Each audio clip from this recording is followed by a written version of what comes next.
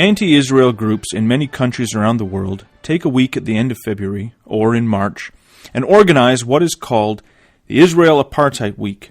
And it is a big deal now, and it's spreading especially in the colleges and universities. And if you have any look at the videos of what goes on there, or if you've ever seen it yourself, it is thinly veiled anti-Semitism, and emphasis on the word thinly.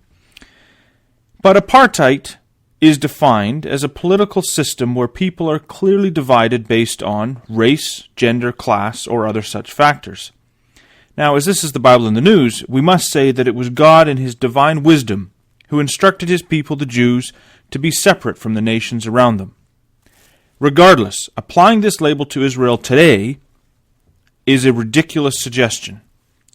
Welcome to the Bible in the News. This is John Billington with you this week. Now, we're not saying that the state of Israel is perfect. Far from it. In fact, I would say that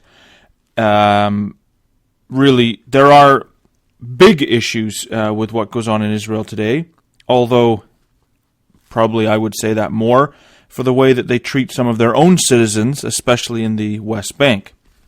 Now, as far as Israel's Arab citizens are concerned, they have equal voting rights, including the women.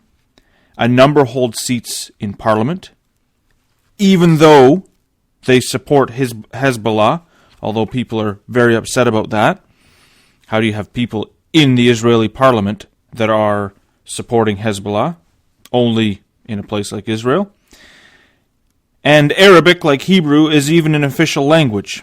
And you could go on and on about these types of things. The fact of the matter is that the Arab citizens of Israel have it far better off than the Arabs in the nations around. And we can't help but add the fact that if you're looking for true segregation in Israel today, you're going to find it in the Arab cities like Bethlehem and Nablus, where the Jews are simply not allowed to go. Zero mixing. They are Jew-free cities. Jews are absolutely not allowed. And if a Jew makes a wrong turn and ends up there by accident, it may very well cost him his or her life.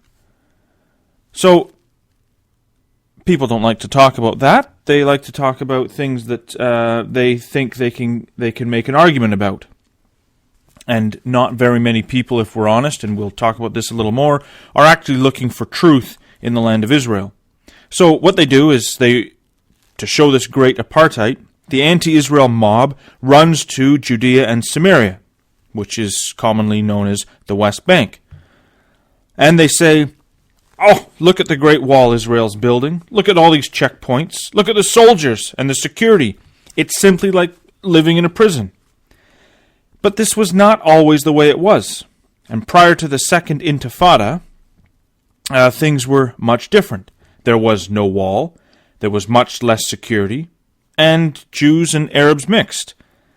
When I went to Israel with my wife, going back some time, when you were walking along, the Jews were extremely happy to buy from the Arabs and back and forth, and things were very different. Jews could go into the Arab cities. Things were a much different scenario. Now, incredibly, surprise, surprise, after many suicide bombings and terrorist attacks in the early 2000s, Israel added security.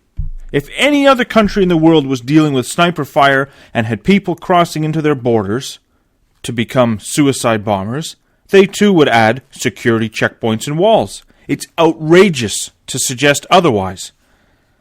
But during that time, it was so bad that many of the Jewish families living in Judea and Samaria would not travel with both mom and dad in the car, because if they were attacked, they did not want their children to grow up as orphans. Oh, and that, honestly, not exaggerating. This is the truth. And here's a quote to show you what it's like to live in those areas. This is from the book God, Israel, and Shiloh, written by David Rubin. And he says, "Just taking a brief walk in my neighborhood in Shiloh," and Shiloh is north of Jerusalem, just off the main highway. I think Route 60. But he says, just taking a brief walk in my neighborhood in Shiloh, we come to the house of the Yerushalmi family, whose 17-year-old son Shmuel was killed in a bus bombing. Several houses farther down the block lived Shmuel's friend, 17-year-old Avi Sutton, murdered by terrorists who killed Avi and several other classmates who had been playing on or near their high school basketball court. On the same street is the Kelser family, immigrants from the United States, whose 19-year-old granddaughter, Gila Sarah, was also killed in a bus bombing.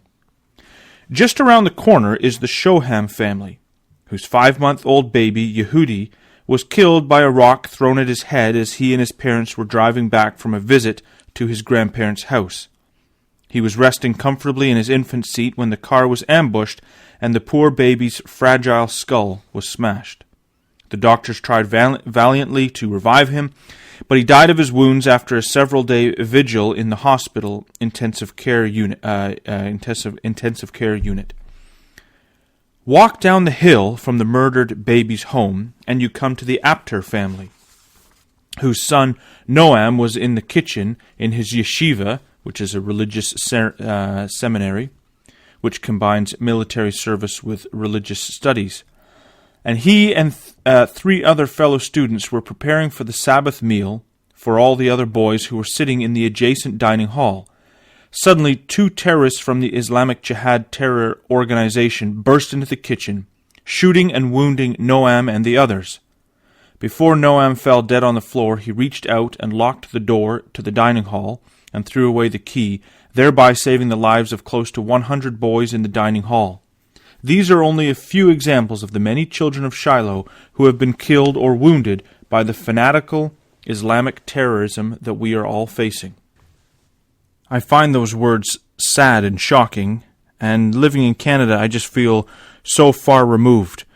But I think you can see the character of the people that are being developed there is going to be incredible. But I think the words of Psalm 120 are very appropriate. Verse 6 and 7, My soul hath long dwelt with him that hateth peace. I am for peace, but when I speak, they are for war. And the truth is, you can't make peace with this type of person or people. And when this type of thing is going on, how on earth is there going to be peace that comes out of it? However, the incredible thing is that in the world's eyes, the terrorism is somehow justified, as they say the Jews unjustly took the land from the Arabs in 1967. But in reference to the 1967 war, I think the following from the Jewish Virtual Library makes it very clear.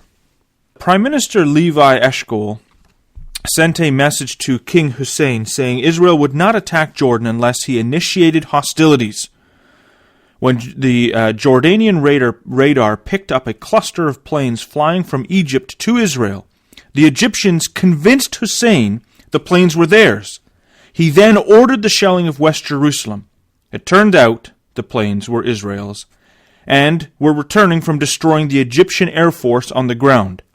Meanwhile, Syrian and Iraqi troops attacked Israel's northern frontier. And it carries on, had Jordan not attacked, the status of Jerusalem would not have changed during the course of the war.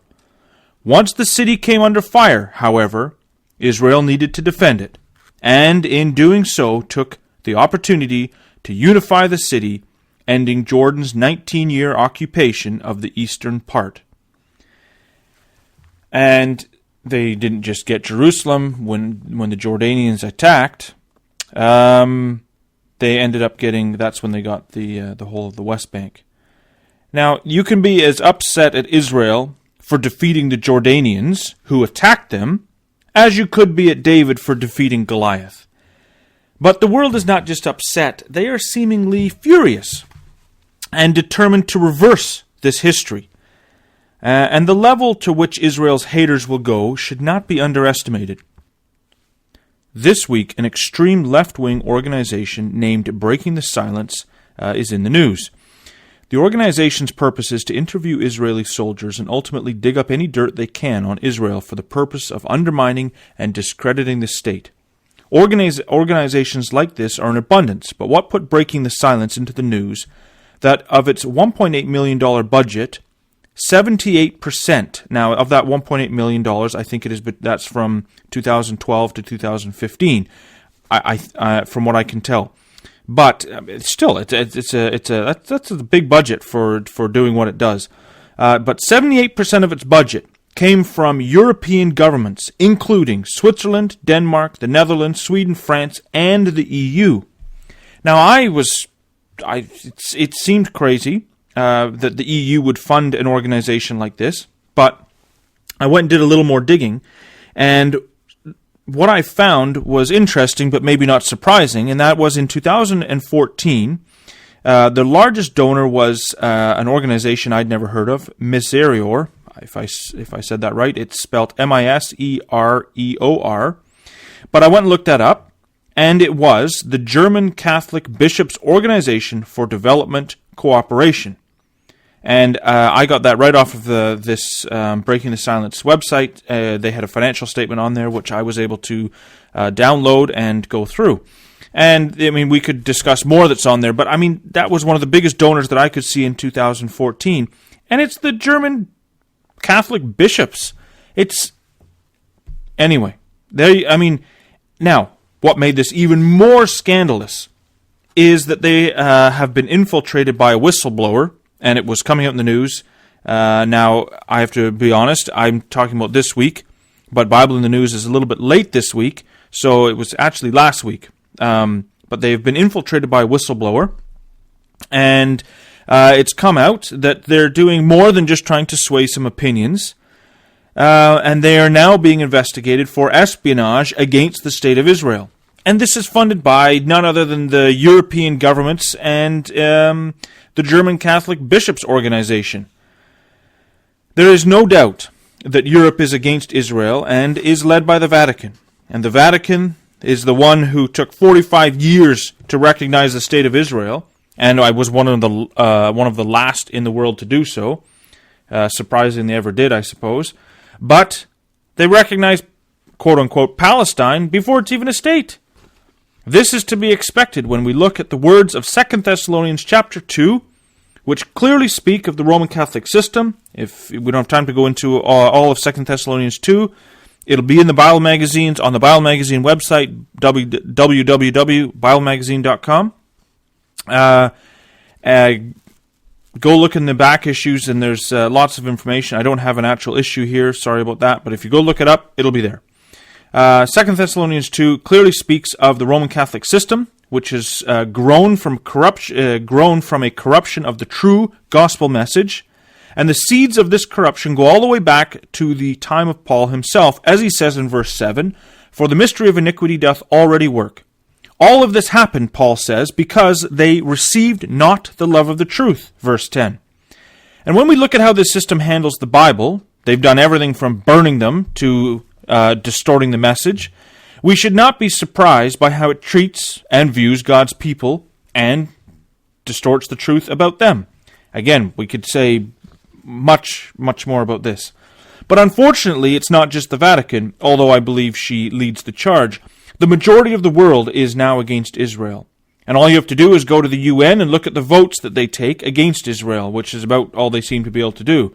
And even in America, where they will often stand up for Israel, under the leadership of Obama, the U.S. has been highly critical of Israel and building of settlements.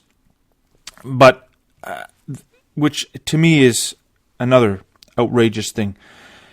I mean, you're against the building of settlements. I mean, what do you want them to do? I mean, people are still talking about a two-state solution like it's actually something that is viable or would have bring any level of peace to the region. It would be, even take the Bible, take everything that God is doing in that land, put that to one side, even on a completely natural level, a two-state solution.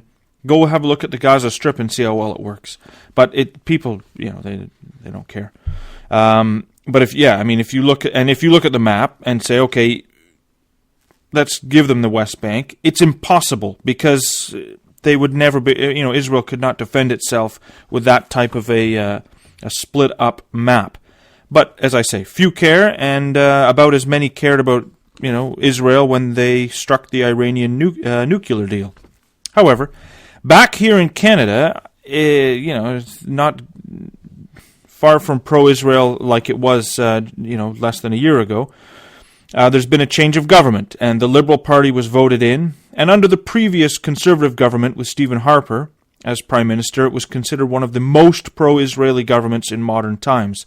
And they stood up for Israel on the international stage, and especially at the UN, to an unprecedented level. But knowing that Israel has so few friends, it is sad to watch the new government back away from a pro-Israel position. And the truth is, now and again you get a leader that will stand up and say the right thing for a time, but long term it doesn't last.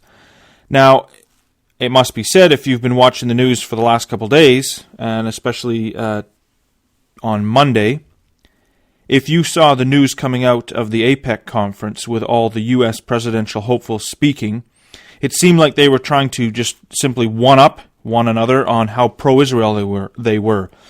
But the truth is that it would be nice for Israel to have a friend in the world, but in most cases it's far more talk than action.